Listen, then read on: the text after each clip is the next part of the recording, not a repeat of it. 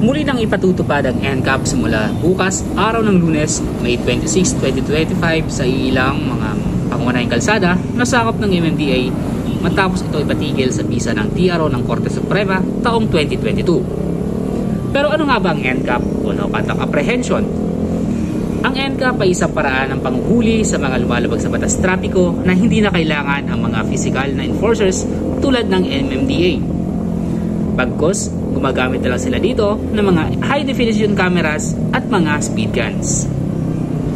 Kabilang ang EDSA, Commonwealth Avenue, Ortigas Avenue, Quezon Avenue, C5, Macapagal Boulevard at Rojas Boulevard sa mga pangunahing kalsada na sakop ng MMDA na ipatutupad ang NCAP. Ngayon pa lang ay marami na ang nangangamba sa muling pagpapatupad ng NCAP dahil sa ilang mga dahilan.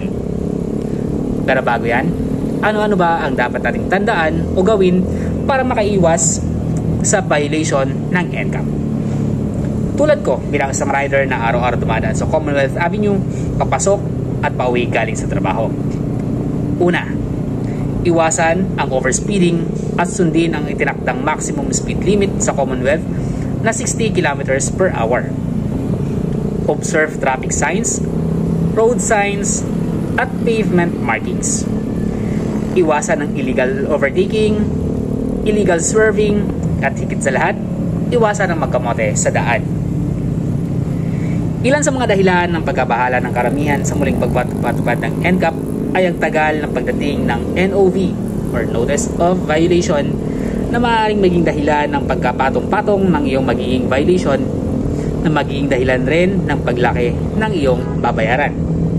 Pangalawa, paano kung ang address sa iyong rehistro ay iba na? O paano kung lumipat ka na ng tirahan o bahay?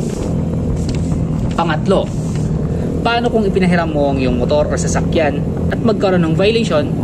Siyempre, sa registered owner pa rin ang pasok ng violation. O kaya naman, ang sasakyan ay nabenta na at hindi pa naililipat ang ownership sa bagong may-ari nito.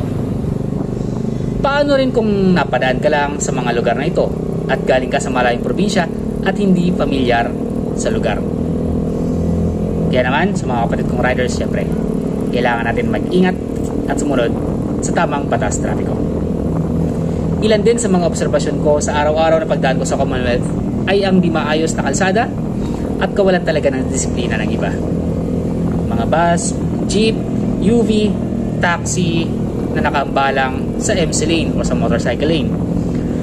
Mga buradong road markings at MC lane na putol.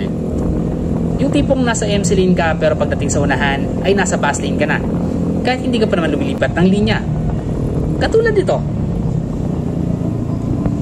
Kaya sa lahat ng riders, drivers, kapit tayo mga kapatid. Sumunod ng maayos sa batas trapiko para makaiwas sa mga violations.